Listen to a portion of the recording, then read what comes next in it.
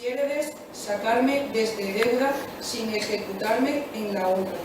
Lo podréis muy bien hacer. Padre tengo que os conoce y que me quiere bien, el cual, sin forzar mi voluntad, cumplirá lo que será justo que vos tengáis, si es que me estimáis como decís y como yo creo. Por este billete me moví a pedir a Luscinda por esposa, como ya os he contado, y este fue por quien quedó Luscinda, en la opinión de don Fernando, por una de las más discretas y avisadas mujeres de su tiempo. Y este billete fue que él le puso el deseo de destruirme, antes que el mío se efectuase. Díjele yo a don Fernando que lo que reparaba el padre de Luscinda, que era en que mi padre se lo pidiese, lo cual yo no le usaba decir, temeroso que no vendría en ello, no porque no tuviese bien conocida la calidad, bondad, virtud y hermosura de Luscinda, y que tenía parte bastante para ennoblecer cualquier otro linaje de España, sino porque yo entendía de él que deseaba que no me casase tan presto, hasta ver lo que el duque Ricardo hacía conmigo. En resolución le dije que no me aventuraba a decírselo a mi padre, así que por aquel inconveniente, como por muchos otros que me acordaba, sin saber cuál era, sino que me parecía que lo que yo desease jamás había de tener efecto. A todo esto me respondió don Fernando que él se encargaba de hablar a mi padre y hacer con él que hablase al de Luscinda. Oh Mario ambicioso, oh Catalina cruel, oh Sila facineroso, oh Galadón embustero, oh Bellido traidor, oh Julián vengativo, oh Judas codicioso, traidor, cruel, vengativo y embustero. ¿Qué de servicios te había hecho este triste que con tanta llaneza te descubrió los secretos y contentos de su corazón? ¿Qué ofensa te hice? ¿Qué palabras te dije y qué consejos te di que no fuesen todos encaminados a acrecentar tu honra y tu provecho? Mas, ¿de qué me quejo? Desventurado de mí,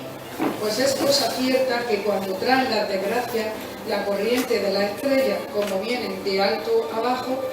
despeñándose con furor y con violencia, no hay fuerza en la tierra que las detenga, ni industria humana que prevenirlas pueda. ¿Quién pudiera imaginar que don Fernando, caballero ilustre, discreto, obligado de mi servicio, poderoso para alcanzar lo que el deseo amoroso le pidiese, donde quiera que lo ocupase, se había de enconar, como suele decirse, en tormarme a mí una sola oveja que aún no poseía? Pero quédense estas consideraciones aparte, como inútiles y sin provecho, que anudemos el roto hilo de mi desdichada historia. Digo pues que, pareciéndole a don Fernando que mi presencia le era inconveniente para poner en ejecución su falso y mal pensamiento, determinó de enviarme a su hermano mayor, con ocasión de pedirle unos dineros para pagar 6 caballos, que de industria y solo para este efecto de que me ausentase para poder mejor salir de su dañado intenso, el mismo día que se ofreció a hablar a mi padre, los compró y quiso que yo viniese por el dinero. ¿Pude yo prevenir esta traición? ¿Pude yo, por ventura, caer en imaginarla? No, por cierto. Antes, con grandísimo gusto, me ofrecí a partir luego, contento de la buena compra hecha. Aquella noche hablé con Luscinda y le dije lo que con don Fernando quedaba concertado y que tuviese firme esperanza de que tendría efecto nuestros buenos y justos deseos. Ella me dijo, tan segura como yo de la traición de don Fernando, que procurase volver presto, porque creía que no tardaría más la conclusión de nuestra voluntad, que tardase mi padre a hablar al suyo. No sé qué se fue, que acabando de decirme esto, se le llenaron los ojos de lágrimas y un nudo se le atravesó en la garganta, que no le dejaba hablar palabra de otra mucha que me pareció que procuraba decirlo. Quedé admirado de este nuevo accidente. Hasta allí jamás en ella visto, porque siempre nos hablábamos las veces que la buena fortuna y mi diligencia lo concedían, con todo regocijo y contento, sin mezclar en nuestras pláticas lágrimas, suspiros, celos, sospechas y temores. Todo era engrandecer yo mi ventura, por habérmela dado el cielo por señora. Exageraba su belleza, admirábame de su valor y entendimiento. Volvíame ella al recambio, alabando en mí lo que, como enamorada, le parecía digno de alabanza. Con esto nos contábamos 100.000 niñerías y acaecimientos de nuestros vecinos y conocidos. Lo que a mí y lo que más me extendía mi desenvoltura era tomarle casi por fuerza una de las bellas y blancas manos y llegarla a mi boca según daba lugar la estrecheza de la baja reja que nos dividía. Pero la noche que precedió al triste día de mi partida, ella lloró, gimió y suspiró, y se fue y me dejó lleno de confusión y sobresalto, espantado de haber visto tan nuevas y tan tristes muestras de dolor y sentimientos en Luscinda. Pero por no destruir mi esperanza, todo lo atribuí a la fuerza del amor que me tenía y al dolor que suele causar la ausencia en los que bien se quieren. En fin, yo me partí triste y pensativo, llena el alma de imaginaciones y sospechas, sin saber lo que me sospechaba ni imaginaba. Claros indicios que me mostraban el triste suceso y desventura que me estaba guardada. Llegué al lugar donde era enviado. Di la carta al hermano de don Fernando.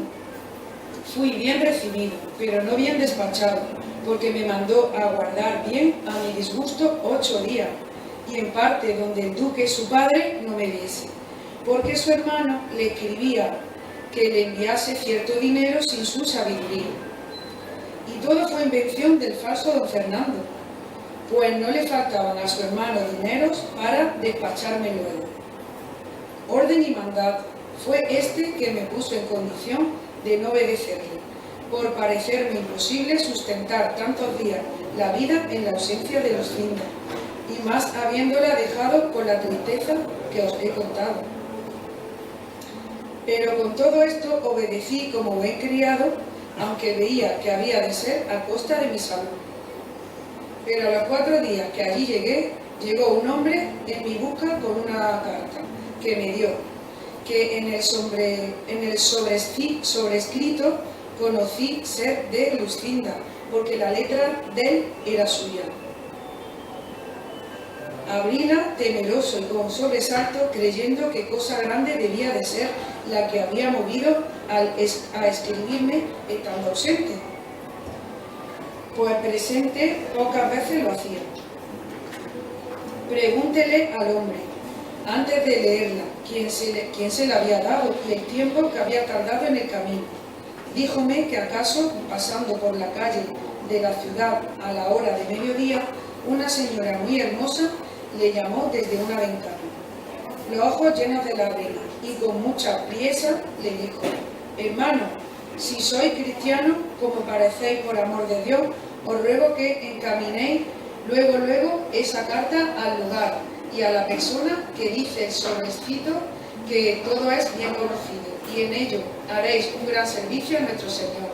Y para que no os falte comodidad de poderlo hacer, tomad lo que va en este pañuelo.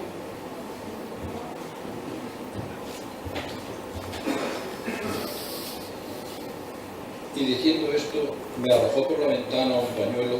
donde venían atados 100 reales y esta sortija de oro que aquí traigo, con esa carta que os he dado. Y luego, sin aguardar respuesta mía, se quitó de la ventana, aunque primero vio cómo yo tomé la carta y el pañuelo, y, por señas, le dije que haría lo que me mandaba. Y así, viéndome también pagado del trabajo que podía tomar en traerosla, y conociendo por el sobrescrito que érades vos a quien se enviaba, porque yo, Señor, os conozco muy bien, y obligado a sí mismo de las lágrimas de aquella hermosa señora, determiné de no fiarme de otra persona, sino venir yo mismo a dárosla. Y en 10 y 6 horas que se me dio, he hecho el camino, que sabéis que es de 10 y 8 leguas. En cuanto que el agradecido y nuevo correo, esto me decía, estaba yo colgado de su palabra, temblándome las piernas, de manera que apenas podía sostenerme. En efecto, abrí la carta y vi que contenía esta razón. La palabra que don Fernando os dio de hablar a vuestro padre para que hablase al mío, la he cumplido, más en su gusto que en vuestro provecho. Sabed, Señor, que él me ha pedido por esposa, y mi padre, llevado de la ventaja que él piensa que don Fernando os hace, he venido en lo que quiero, con tantas veces que de aquí a 2 días se ha de hacer el desposorio, tan secreto y tan a solas que solo han de ser testigos los cielos y alguna gente de casa. Cual yo quedo imaginando, si os cumple venir veldo, y si os quiere bien, no. El suceso desde negocios os lo hará a entender. A Dios plega que éste llegue a vuestra hermana antes que la mía se vea en condiciones de juntarse con la de quien tan mal sabe guardar la fe que promete. Estas, en suma, fueron las razones que la carta contenía y las que me hicieron poner luego en camino sin esperar otra respuesta ni otra opinión. Que bien claro conocí entonces que no la compra de los caballos, sino la de su gusto, había movido a don Fernando a enviarme a su hermano.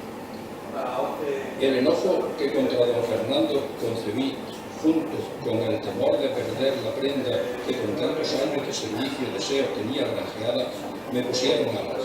pues casi como abuelo, otro día me puse en mi lugar al punto y hora que convenía para ir a hablar a Luscinda. Entré secreto y dejé una mula en que venía en casa del buen hombre, que me había llevado la carta, y quiso la suerte que entonces la tuviese tan buena, que hallé a Luscinda puesta a la reja, testigo de nuestros amores. Conociéndome Luscinda luego, y conocida yo, mas no como debía ella conocerme y yo conocerla, pero ¿quién hay en el mundo que se pueda alabar, que ha penetrado y sabido el confuso pensamiento y condición mudable de una mujer? Ninguna, por cierto. Digo pues, que así como Luscinda me vio, me dijo: Cardena, de boda estoy vestida, ya me están aguardando en la sala don Fernando, el traidor, y mi padre, el codicioso, con otros testigos que antes lo serán de mi muerte que de mi desposorio. No te turbes, amigo, sino procura hallarte presente a este sacrificio, el cual, si no pudiere ser estorbado de mis razones, una daga lengua escondida que podrá estorbar más determinadas fuerzas, dando fin a mi vida en principio a que conozca la voluntad que he tenido y tengo. Yo le respondí turbado y apriesa, temeroso, no me faltase lugar para responder. Hagan, Señora, tus obras verdaderas, tus palabras, que si tú llevas daga para acreditarte, aquí llevo yo espada para defenderte con ella, y para matarme si la suerte me fuera contraria. No creo que puedo oír todas estas razones, porque sentí que la llevaban a pieza, porque el desposado aguardaba. Cerróse con esto la noche de mi tristeza, púsoseme el sol de mi alegría, quedé sin luz en la como embelesada, mirándose a todos sin mover labios ni decir palabra alguna, bien así como rústico aldeano que de imprevisto se muestra cosas raras y de él jamás visto. Mas volviendo el cura a decirle otras razones al mismo efecto encaminada, dando ella un profundo suspiro, rompió el silencio y dijo: pues que la soledad de estas tierras no ha sido parte para encubrirme, ni la soltura de mis descompuestos cabellos no ha permitido que sea mentirosa mi lengua. En parte sería fingir yo de nuevo ahora lo que sí se me creyese. Sería más por cortesía que por otra razón alguna. Por supuesto esto, digo, señores, que os agradezco el ofrecimiento que me habéis hecho, el cual me ha puesto en obligación de satisfaceros en donde lo que me habéis pedido, puesto que temo que la relación que os hicieron de mis desdichas os ha de causar, al par de la compasión, la pesadumbre, porque no habéis de hallar remedio para remediarla, ni consuelo para entretenerla. Pero con todo esto, parte no ande vacilando ni honra en vuestras intenciones, habiéndome yo conocido por mujer y viéndome moza, sola y en este traje, cosas todas juntas y cada una por sí, que pueden echar por tierra cualquier honesto crédito, pero habré de decir lo que quisiera callar si pudiera. Todo esto dijo sin parar la que tan hermosa mujer parecía, con tan suelta, con voz tan suave, que no menos les admiró la discreción de su hermosura, y tornándole a hacer nuevos ofrecimientos y nuevos ruegos para que lo prometido cumpliese, ella, sin hacerse más de rogar, alzándose con toda honestidad y recogiendo sus cabellos, se acomodó en el asiento de una piedra, y puestos los tres alrededor de ella, haciéndose fuerza para obtener algunas lágrimas que a los ojos se le venían, con voz reposada y clara comenzó la historia de su vida de esta manera. En esta Andalucía hay un lugar de quien toma título un duque, que le hace a uno de los que llaman grandes de España. Este tiene dos hijos, el mayor heredero de su estado y al parecer de su buena costumbre, y el menor no sé yo de qué sea heredero, sino de las traiciones de Bellido y de los embustes de Galalón. De este señor son vasallos mis padres, humildes en linaje, pero son ricos, que si los bienes de su nareza igualaran a los de su fortuna, ni ellos tuvieran más que desear, ni yo debiera verme en la desdicha en que me veo. Aunque quizás nace mi poca aventura de la que no tuvieron ellos, en no haber nacido ilustre. Bien es verdad que no son tan bajos, que pueden enfrentarse de su estado, ni tan altos que a mí me quiten la imaginación que tengo de que su humildad viene de mi desgracia. Ellos, en fin, son labradores, gente llana,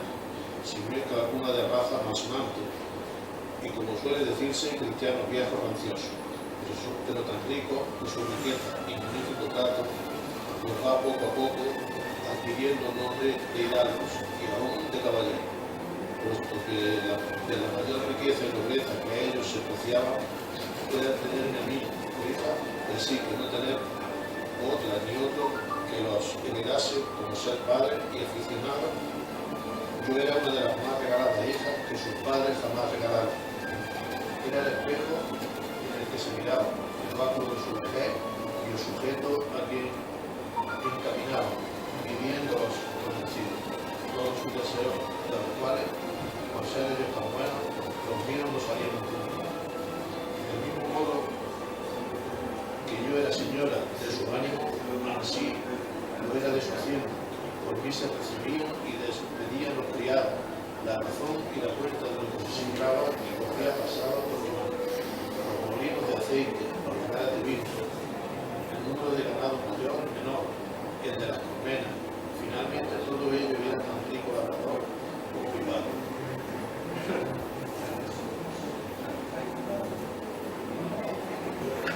Como mi padre puede tener y tiene, tenía yo la cuenta, y era la mayordoma y señora con tanta solicitud mía y con tanto gusto suyo,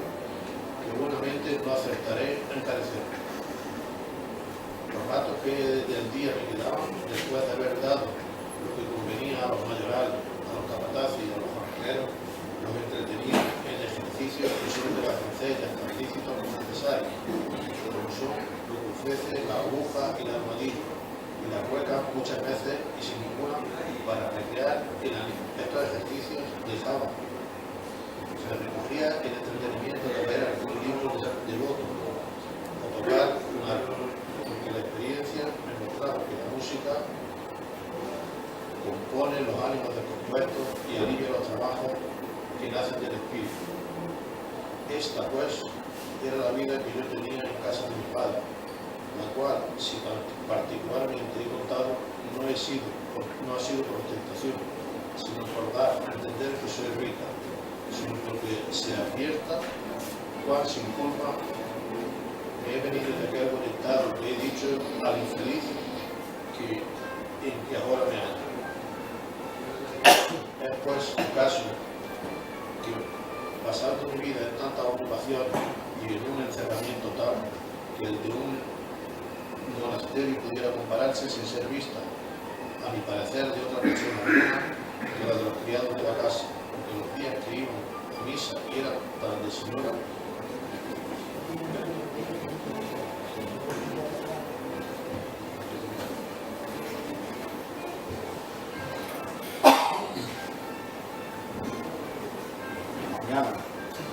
a la compañera de mi madre y de otras criadas,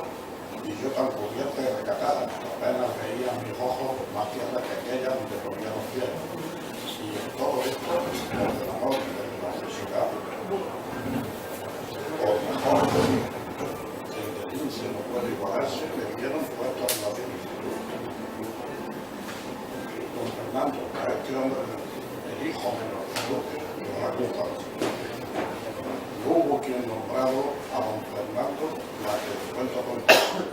académico, se reunió todos los rostros y comenzó a pasurar, con tan grande alteración que el cura y el barbero, que miraron en ello, temieron que devenía aquel accidente de la locura que habían oído decir que de cuando en cuando venía, más académico que hizo otra cosa que pasurar y estarse mirando de hito en hito a la lavadora, imaginando que quien era él, la cual, sin advertir el movimiento de Cardenio, prosiguió su historia diciendo: si no me lo hubiera visto, cuando según dijo después quedó tan preso de mi amor, cuando le dieron bien a entender mis anotaciones, mas por acabar presto con el cuento y no lo tiene, de mis desdichas quiero pasar en silencio las diligencias que don Fernando hizo para declararme su voluntad. Sobornó toda la gente de mi casa y hoy ofreció dádivas y mercedes a mis parientes. Los días eran todos de fiesta y de regocijo en mi calle. Las noches no dejaban dormir a nadie la música. Los billetes que, sin saber cómo, a mis manos venían eran infinitos, llenos de narradas razones y ofrecimientos, con menos letras que promesas y juramentos, todo lo cual no solo no me ablandaba, que me endurecía de manera como si fuera mi mortal enemigo, y que todas las obras que para decir mi voluntad hacía, las hiciera por el efecto contrario, no porque a mí me pareciese mal la gentileza de los hermanos, ni que tuviese demasiada sus solicitudes, porque me daba que no sé qué, lo contento de verme tan querida y estimada de un tan principal caballero, y no me pesaba ver a mi padre más alabanza. Y en esto, por fea que seamos las mujeres, me parece a mí que siempre les dan gusto al oír que nos llaman rosas. Pero a todo esto se oponía mi honestidad y los consejos continuos de mis padres me daban, que ya muy descubiertos sabían la voluntad de don Fernando, porque ya él no se le daba nada.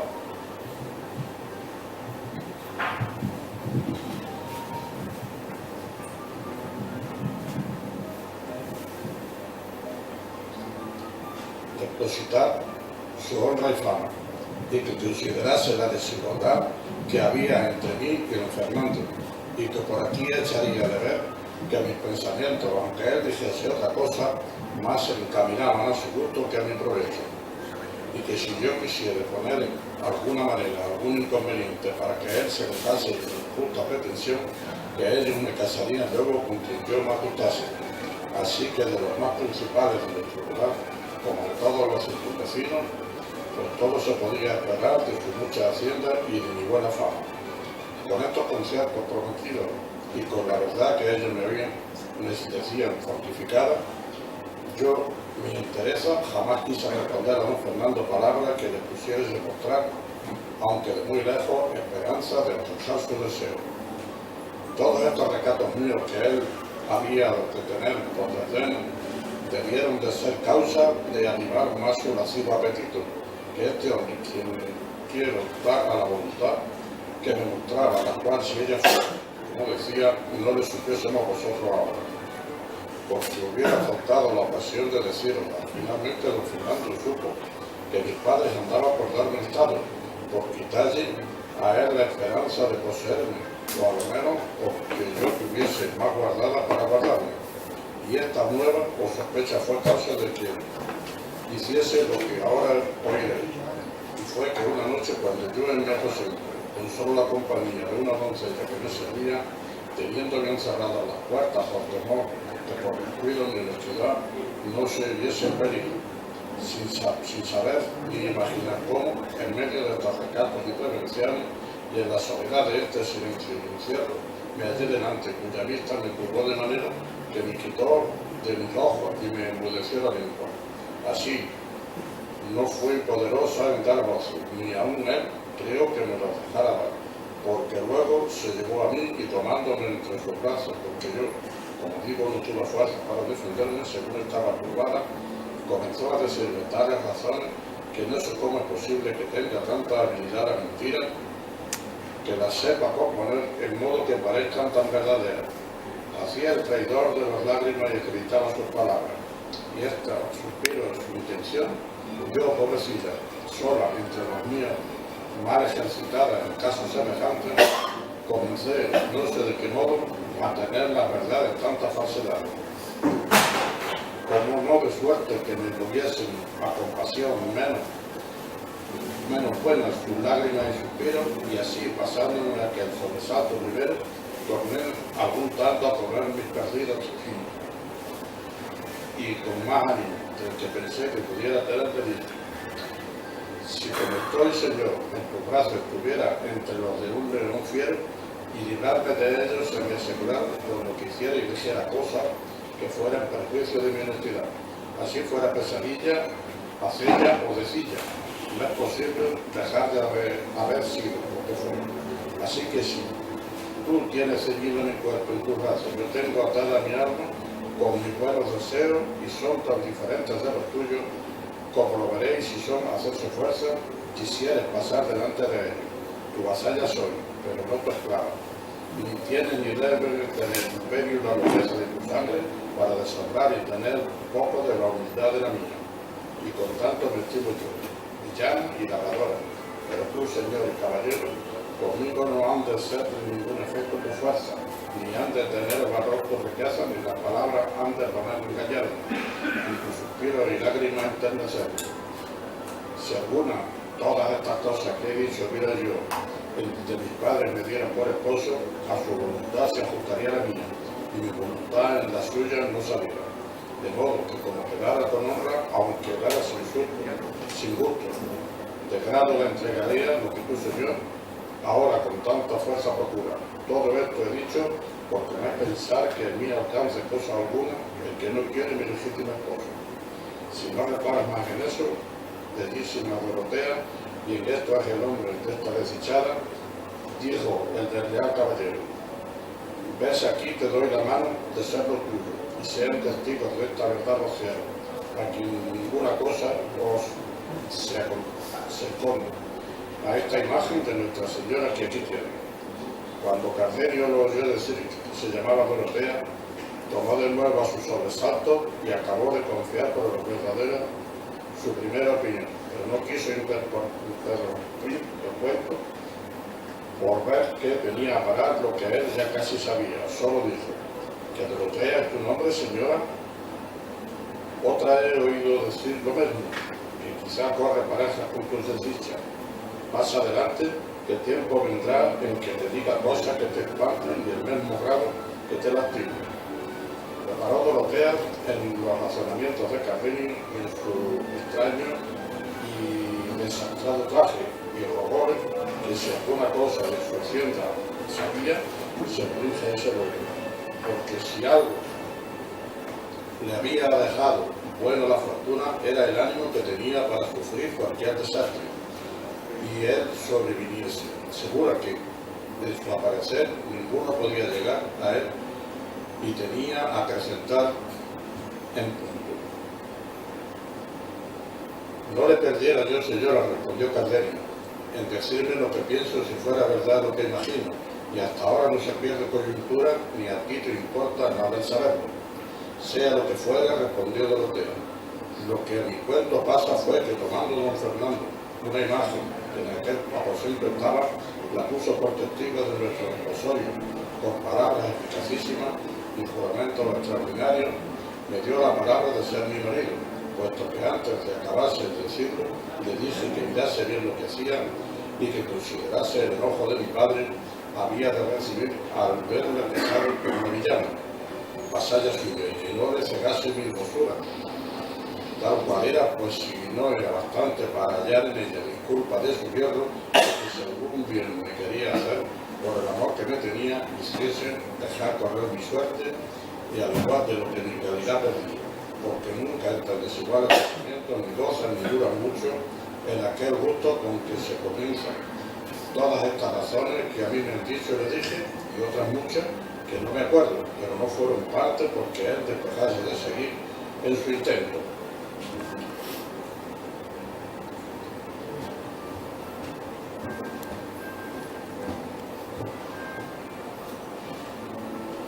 Bien así como el que no piensa pagar,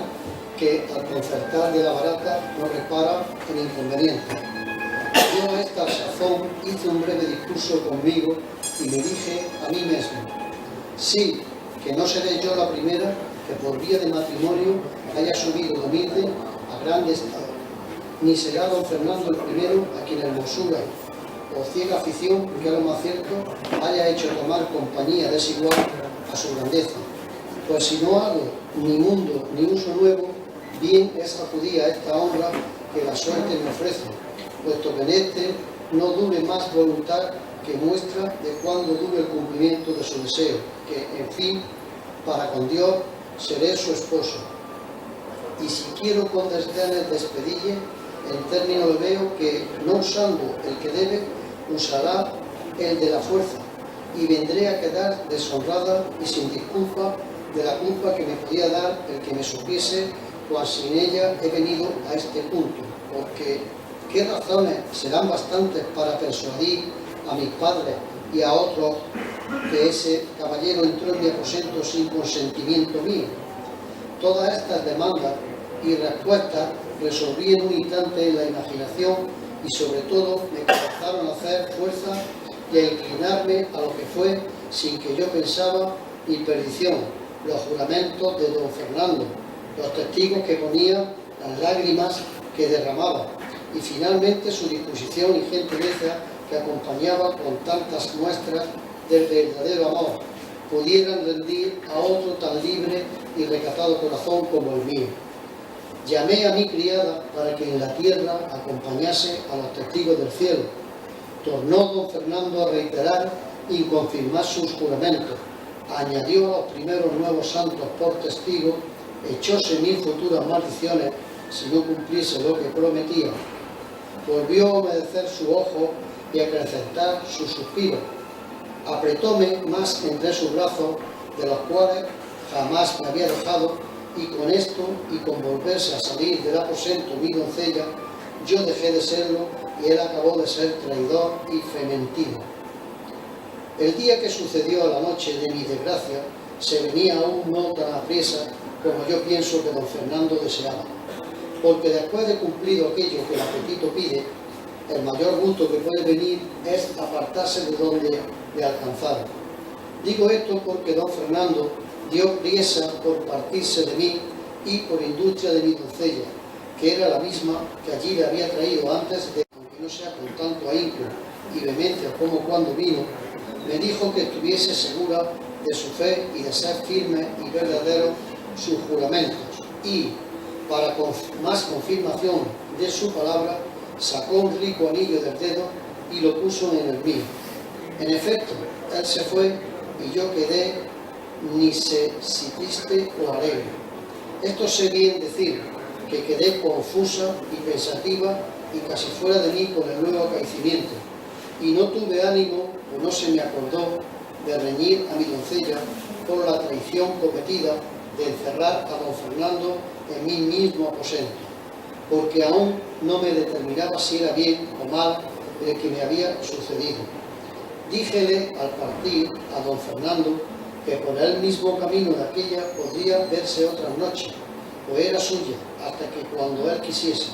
aquel hecho se publicase. Pero no vino otra alguna, sino fue la siguiente, ni yo pude verle en la calle ni en la iglesia en más de un mes,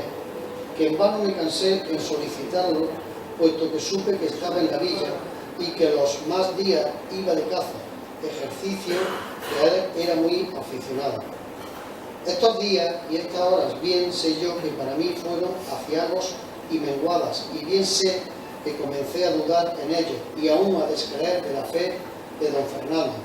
Y sé también que mi doncella oyó entonces las palabras que en reprensión de su atrevimiento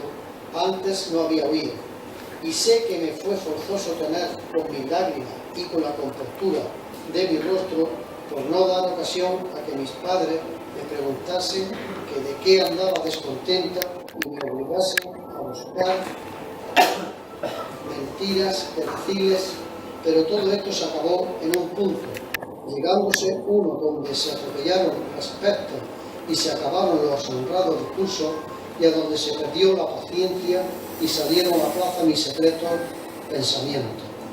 Y esto fue porque de allí a pocos días se dijo en el lugar como en una ciudad allí cerca se había casado don Fernando con una doncella hermosísima en todo su extremo y de muy principales padres, aunque no tan rica que por la dote pudiera aspirar a tan noble casamiento. Díjose que se llamaba Lucinda, con otras cosas que en su desposorio sucedieron dignas de admiración. Oyó Cardenio el nombre de Lucinda y no hizo otra cosa que encoger los hombros,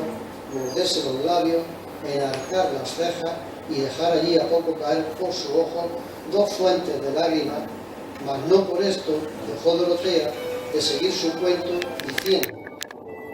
llegó esta triste nueva a mis oídos y en lugar de dárseme el corazón en oílla, fue tanta la cólera y rabia que se encendió en él que faltó poco para no salirme por las calles dando voces, publicando la alevosía y traición que se me había hecho. Mas templóse esta furia por entonces con pensar de poner aquella misma noche por obra lo que puse, que fue ponerme en este hábito que me dio uno de los que llaman zagales en casa de los labradores, que era criado de mi padre, al cual descubrí toda mi desventura y le rogué me acompañase hasta la ciudad donde entendí que mi enemigo estaba. Él, después de que hubo reprendido mi atrevimiento y afeado mi determinación, viéndome resuelta en mi parecer, se ofreció a tenerme compañía, como él dijo, hasta el cabo del mundo. Luego, al momento, encerré en una almohada de lienzo un vestido de mujer y alguna joya y dinero, por lo que podía suceder. Y en el silencio de aquella noche, sin dar cuenta a mi traidora doncella, salí de mi casa, acompañada de mi criado y de muchas imaginaciones, y me puse en camino de la ciudad a pie, llevada en vuelo del deseo de llegar, ya que no a estorbar lo que tenía por hecho, a lo menos a decir a don Fernando me dijese con qué alma lo había hecho. Llegué en 2 días y medio donde quería, y en entrando por la ciudad pregunté por la casa de los padres de Lucinda, y el primero a quien hice la pregunta me respondió más de lo que yo quisiera oír. Díjome la casa y todo lo que había sucedido en el desposorio de su hija, cosa tan pública en la ciudad que se hacía el corrillo para contemplarla por toda ella. Díjome que la noche que don Fernando se desposó con Lucinda, después de haber ella dado el sí de ser su esposa, le había tomado un recio desmayo y que llegando su esposo a desabrocharle el pecho para que le pusiese el aire, le halló un papel escrito de la misma letra de Lucinda en que decía y declaraba que ella no podía ser esposa de don Fernando porque lo era de Cardelia, que a lo que el hombre me dijo era un caballero muy principal de la misma ciudad y que si había dado el sí a don Fernando fue por no salir de la obediencia de sus padres.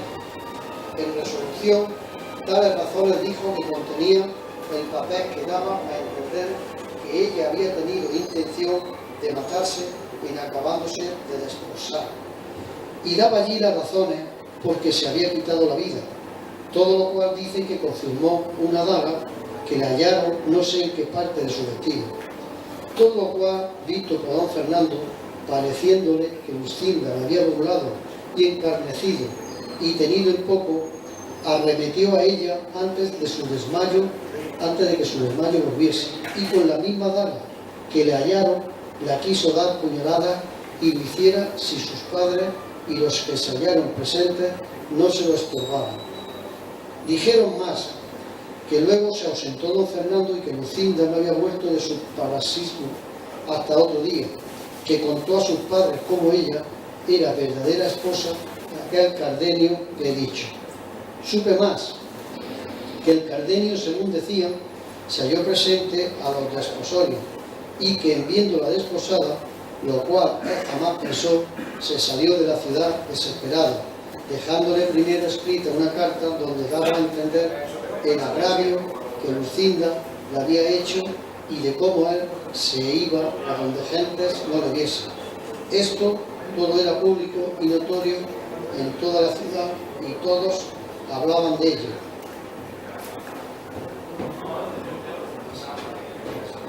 Y más hablaron cuando supieron que Lucinda había faltado de casa de sus padres y en la ciudad pues no la hallaron en toda ella, de que perdían el juicio sus padres y no sabían qué medio se tomar para hallarla. Esto que supe puso en mi mando mis esperanzas y tuve que por mejor no haber hallado a don Fernando, que no hallarle casado, pareciéndome que aún no estaba del todo cerrada la puerta a mi remedio, dándome yo a entender que podría ser que el cielo hubiese puesto aquel impedimento en el segundo matrimonio, por traerle a conocer lo que al primero debía, y a caer en la cuenta de que no era cristiano y que estaba más obligado a su alma que a los respetos humanos. Todas estas cosas revolvía en mi fantasía y me consolaba sin tener consuelo, fingiendo unas esperanzas largas y desmayadas para entretener la vida que ya aborrezco. Estando pues en la ciudad, sin saber qué hacerme, pues a don Fernando no hallaba, llegó a mis oídos un público pregón, donde se prometía grande hallazgo a quien me hallase, dando las señas de la edad y del mismo traje que traía. Y oí decir que se decía que me había sacado de casa de mis padres el mozo que conmigo vino, cosa que me llegó al alma, por ver cuán de ahí andaba mi crédito, pues no bastaba perderle con mi venida, sino añadir el con quien, siendo sujeto tan bajo y tan indigno de mis buenos pensamientos. Al punto que oí el pregón, me salí de la ciudad con mi criado que ya comenzaba a dar muestra de titubear en la fe de la fidelidad que me tenía prometida, y aquella noche nos entramos por los espesos de esta montaña con el miedo de no ser hallados. Pero como suele decirse, como un mal llama a otro y que al fin de una desgracia suele ser principio de otra mayor. Así me sucedió a mí, porque mi buen criado, hasta entonces fiel y seguro, así como me vio en el de esta soledad, incitado de su misma bellaquería, antes de que mi hermosura quiso aprovecharse de la ocasión que, a su parecer, estos yermos le ofrecían, y con poca vergüenza y mesmo temor de Dios, ni respeto mío, me requirió de amores, y viendo que yo con fea y justas palabras respondía a la desvergüenza de su propósito, dejó aparte los ruegos de quien primero pensó aprovecharse y comenzó a usar la fuerza. Pero el justo cielo, que por pocas o ninguna vez se deja de mirar y favorecer a las justas intenciones, favoreció las mías, de manera que con mi poca fuerza y con poco trabajo di con él por un derrumbadero, donde le dejé ni sé ni si muerto o si vivo, y luego, con más ligereza que mi sobresalto y cansancio pedían, me entré por estas montañas sin llevar otro pensamiento ni otro designio que esconderme en ellas y huir de mi padre y de aquellos que de su parte me andaban buscando. Con este deseo, no sé cuántos meses de entre ellas, donde hallé un ganadero que me llevó por su criado a un lugar que está en las entrañas de esta tierra, al cual he servido de faraón todo este tiempo, procurando estar siempre en el campo para encubrir estos cabellos que ahora, sin tan pensarlo, me han descubierto. Pero toda mi industria y toda mi solicitud fue y ha sido de ningún provecho, pues mi amo vino a un conocimiento de que yo no era varón, y nació en él el mismo mal y pensamiento que en mi criado. Y como no siempre las fortunas son con los trabajos de los remedios, no hallé derrumbadero ni barranco de donde despeñar y despenar al amo, como le hallé para el criado, y así tuve por menor inconveniente dejarle y de esconderme de nuevo entre esta aspereza que probar con él mi fuerza o mi disculpa. Digo pues que me torné a emboscar y a buscar donde sin impedimento alguno pudiese con suspiro y lágrimas rogar al cielo se duela de mi desventura y me dé industria y favor para salir de ella, o para dejar la vida entre estas soledades sin que quede memoria de esta triste que tan sin culpa suya habrá dado materia para que de ella se hable y murmure en la suya y en ajenas tierras. Capítulo 29,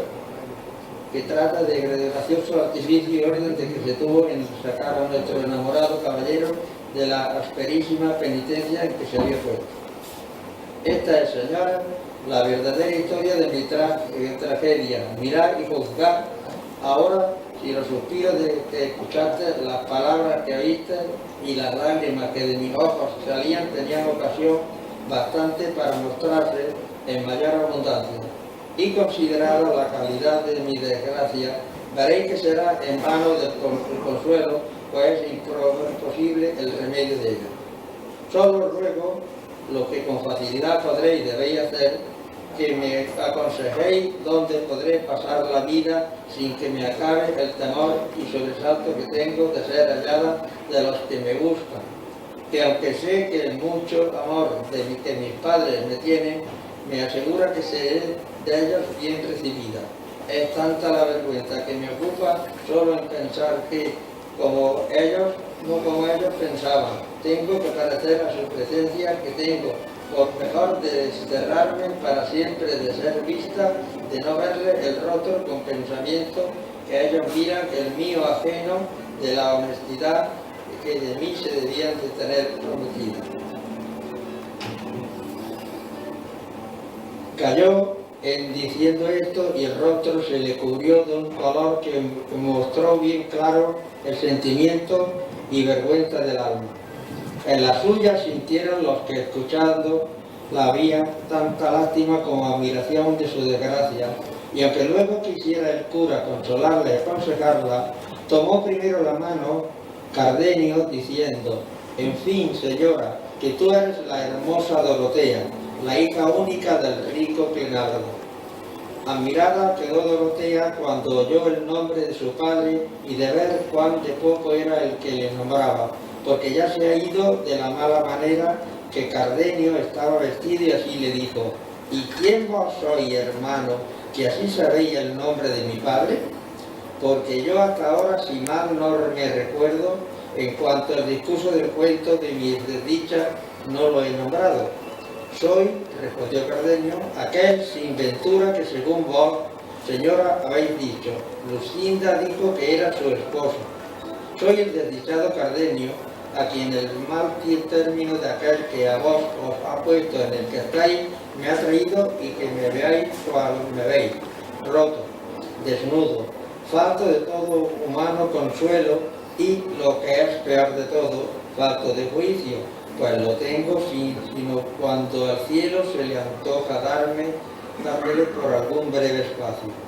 Yo, Dorotea, soy el que me hallé presente a las sinrazones de don Fernando y el que guardó oír el sí de ser su esposa, pronunció Lucinda. Yo soy el que no tuvo ánimo para ver en qué paraba su desmayo, ni lo que resulta del papel que le fue hallado en el pecho, porque no tuvo el alma sufrimiento para ver tantas desventuras juntas. Y así dejé la casa y la paciencia y una carta que dejé a un huésped mío, a quien rogué que en mano de Lucinda la pusiese, y víneme a estas soledades con intención de acabar en ellas la vida, que desde aquel punto aborrecí como mortal enemiga mía. Mas no he querido la suerte quitármela, contándose con quitarme el juicio, quizá por guardarme por la buena aventura que he tenido en hallaros, pues siendo verdad, como creo que lo es, lo que aquí habéis contado, aún podría ser a entrambos no tuviese el cielo guardado mejor suceso en nuestro desastre que nosotros pensamos. Porque presupuesto que Lucinda no puede casarse con don Fernando por ser mía, ni don Fernando con ella por ser vuestro. Y haberlo ella tan manifiestamente declarado, bien podemos esperar a que el cielo nos restituya lo que es nuestro, pues está todavía en ser y no se ha enajenado ni deshecho. Y pues este consuelo tenemos, nacido no de muy remota esperanza, ni fundado en desvariadas imaginaciones. Suplico, señora, que toméis otra resolución en vuestros honrados pensamientos, pues yo la pienso tomar en los míos, acomodándoos a esperar mejor fortuna, que yo os juro por la fe de caballero y de cristiano de no desampararos hasta veros en poder don Fernando, y que cuando con razones que no le pudierais atraer a que conozca lo que os debe, de usar entonces la libertad que me concede el ser caballero y poder con justo título desafiarle en razón de la sinrazón que os hace, sin acordarme de mis agravios, cuya venganza dejaré al cielo por acudir a la tierra a los muertos. Con lo que Cardenio dijo se acabó de admirar Dorotea y por no saber qué gracia por ver a tan grandes ofrecimientos quiso tomarle los pies para besárselos, mas no lo consintió Cardenio, y el licenciado respondió para entrambos y aprobó el buen discurso de Cardenio, y sobre todo les rogó, aconsejó y persuadió que se fuesen con él a su aldea,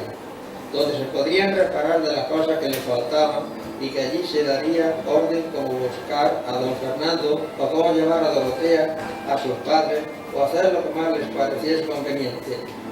Cardenio y Dorotea se lo agradecieron y aceptaron la merced que les ofrecía. El barbero, que a todo había estado suspenso y callado, hizo también su buena plática y se ofreció con no menos voluntad que el cura a todo aquello que fuese bueno para servirla. Contó a sí mismo con brevedad la causa que allí los había traído, con la extrañeza de la locura de Don Quijote, y como aguardaban a su escudero que había ido a buscarlo. Vínole a la memoria a Cardenio, como por sueño, la pendencia que con Don Quijote había tenido, y contóla a las demás, mas no supo decir por qué causa fue su jurisdicción. En esto oyeron voces y conocieron que el que las daba era Sancho Panza, que por no haberlos hallado en el lugar donde se les dejó, los llamaba a voces. Salieronle al encuentro y preguntándole por Don Quijote les dijo cómo le había hallado desnudo, suspirando por su señora Dulcinea, y que puesto que le había dicho que ella le mandaba que saliese de aquel lugar y se fuese al del Toboso, donde le quedaba esperando, había respondido que estaba determinado a no parecer ante su hermosura festa, que hubiese hecho hazañas que le hiciesen digno de su gracia,